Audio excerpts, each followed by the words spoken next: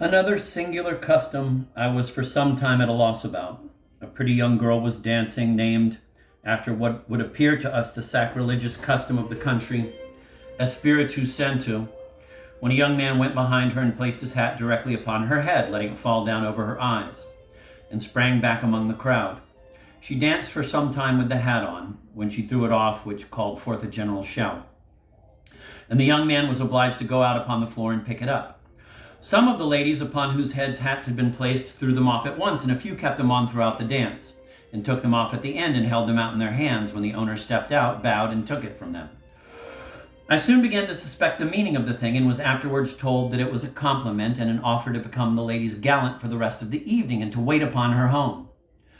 If the hat was thrown off, the offer was refused, and the gentleman was obliged to pick up his hat amid a general laugh. Much amusement was caused sometimes by gentlemen putting hats on ladies' heads without permitting them to see whom it was done by. This obliged them to throw them off or keep them on at a venture, and when they came to discover the owner, the laugh was often turned upon them. The captain sent for us about 10 o'clock, and we went aboard in high spirits, having enjoyed the new scene much and were of great importance among the crew, from having so much to tell and from the prospect of going every night until it was over, for these fandangos generally last 3 days. The next day, 2 of us were sent up to the town and took care to come back by way of Captain Noriego's and take a look into the booth. The musicians were still there upon their platform, scraping and twanging away, and a few people, apparently of the lower classes, were dancing.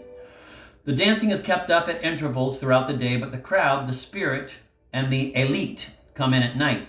The next night, which was the last, we went ashore in the same manner until we got almost tired of the monotonous twang of the instruments, the drawling sounds which the women kept up as an accompaniment, and the slapping of the hands in time with the music in place of castanets. We found ourselves as great objects of attention as any persons or anything at the place. Our sailor dresses, and we took great pains to have them neat and shipshape, were much admired, and we were invited from every quarter to give them an American sailor's dance.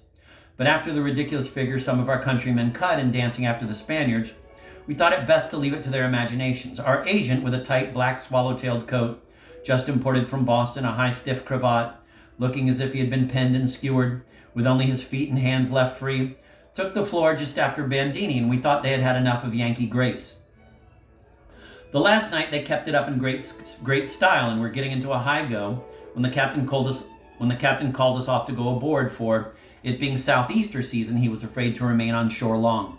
And it was well he did not, for that very night we slipped our cables as a crowner to our fun ashore, and stood off before a southeaster, which lasted 12 hours, and returned to our anchorage the next day.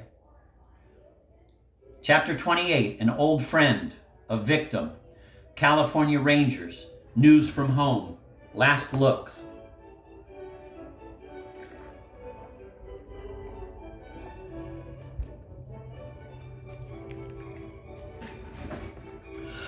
Monday, February 1st. After having been in port 21 days, we sailed for San Pedro, where we arrived on the following day, having gone all fluking with the weather clew, the mainsail hauled up, the yards braced in a little, and the lower studding sails just drawing. The wind hardly shifting a point during the passage. Here we found the Ayacucho and the Pilgrim, which last we had not seen since the 11th of September. Nearly 5 months, and I really felt something like an affection for the old brig, which had been my first home, and in which I had spent nearly a year and got the first rough and tumble of a sea life. She, too, was associated in my mind with Boston, the wharf from which we sailed, anchorage in the stream, leave-taking, and all such matters, which were now to me like small links connecting me with another world, which I had once been in, and which, please God, I might yet see again. I went on board the first night after supper, found the old cook in the galley playing upon the fife which I had given him as a parting present, had a hearty shake of the hand from him, and dove down into the forecastle, where were my old shipmates, the same as ever, glad to see me, for they had nearly given us up as lost, especially when they did not find us in Santa Barbara. They had been at San Diego last, had been lying at San Pedro nearly a month, and had received 3,000 hides from the Pueblo. These were taken from her the next day, which filled us up, and we both got under way on the 4th. She bound up to San Francisco again, and we to San Diego, where we arrived on the 6th. We were always glad to see San Diego, it being the depot, and a snug little place, and seeming quite like home, especially to me, who had spent the summer there. There was no vessel in port, the Rosa having sailed for Valparaiso and Cadiz, and the Catalina for Callao. Nearly a month before, we discharged our hides, and in 4 days were ready to sail again for the windward. And to our great joy, for the last time, over 30,000 hides had been already collected, cured, and stowed away in the house, which, together with what we should collect and the Pilgrim would bring down from San Francisco, would make out her cargo. The thought that we were actually going up for the last time, and that the next time we went round San Diego Point it would be homeward bound, brought things so near a close that we felt as though we were just there, though it must still be the greater part of a year before we could see Boston.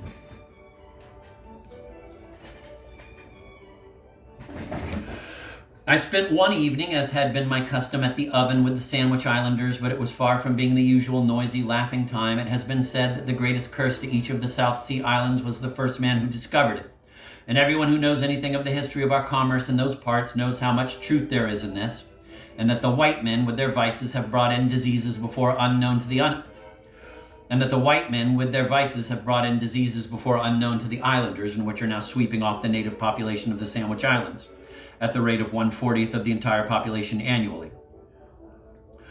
They seem to be a doomed people. The curse of a people calling themselves Christian seems to follow them everywhere, and even here in this obscure place lay 2 young islanders whom I had left, strong, active young men, in the vigor of health, wasting away under a disease which they would never have known but for their intercourse with Christianized Mexico and people from Christian America. One of them was not so ill and was moving about, smoking his pipe and talking and trying to keep up his spirits, but the other, who was my friend, and I came, Hope, was the most dreadful object I had ever seen in my life. His eyes sunken and dead, his cheeks fallen in against his teeth, his hands looking like claws. His cheeks fallen in against his teeth, his hands looking like claws. A dreadful cough which seemed to rack his whole shattered system, a hollow whispering voice, and an entire inability to move himself. There he lay upon a mat on the ground, which was the only floor of the oven, with no medicine, no comforts, and no one to care for or help him, but a few Kanakas who were willing enough, but could do nothing. The sight of him made me sick and faint. Poor fellow, during the 4 months that I lived upon the beach, we were continually together, both in work and in our excursions in the woods and upon the water. I really felt a strong affection for him and preferred him to any of my own countrymen there, and I believed there was nothing which he would not have done for me. When I came into the oven, he looked at me, held out his hand, and said in a low voice, but with a delightful smile, "Aloha, Aikaine. Aloha, Nui." I comforted him as well as I could and promised to ask the captain to help him from the medicine chest, and told him I had no doubt the captain would do what he could for him, as he had worked in our employ for several years, both on shore and aboard our vessels on the coast. I went aboard and turned into my hammock, but I could not sleep, thinking from my education that I must have some knowledge of medicine. The Kanakas had insisted upon my examining him carefully, and it was not a sight to be forgotten. One of our crew, an old man of war's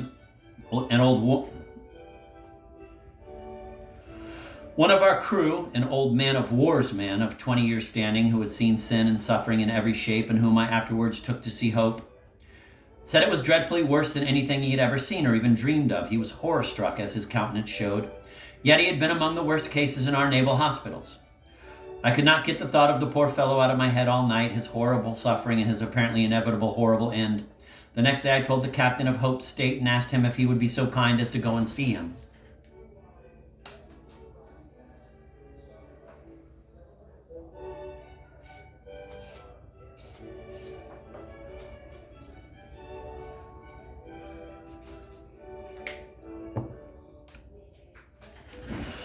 "What, a damned Kanaka?" "Yes, sir," said I, "but he has worked 4 years for our vessels and has been in the employ of our owners, both on shore and aboard."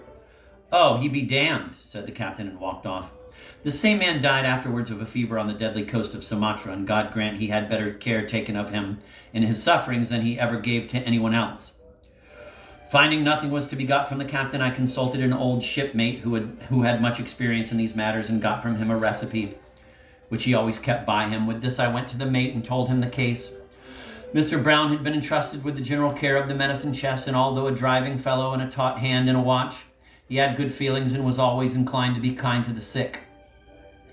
He said that Hope was not strictly one of the crew, but as he was in our employ when taken sick, he should have the medicines, and he got them and gave them to me with leave to go ashore at night.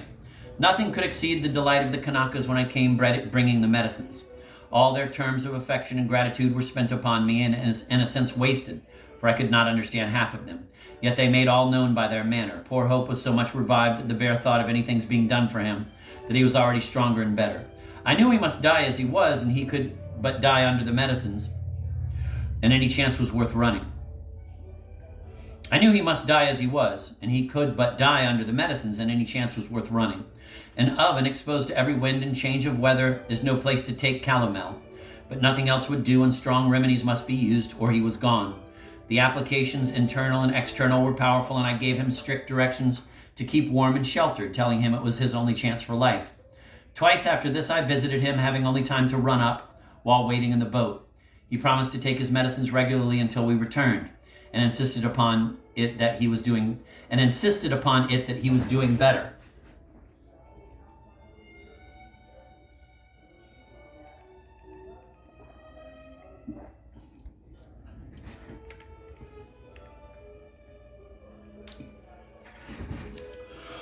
We got underway on the 10th, bound up to San Pedro, and had 3 days of calm and headwinds, making but little progress. On the 4th, we took a stiff southeaster, which obliged us to reef our topsails. While on the yard, we saw a sail on the weather bow, and in about half an hour passed the Ayacucho under double-reefed topsails, beating down to San Diego. Arrived at San Pedro on the 4th day, and came to in the old place, a league from shore, with no other vessel in port, and the prospect of 3 weeks or more of dull life, rolling goods up a slippery hill, carrying hides on our heads over sharp stones, and perhaps slipping for a southeaster.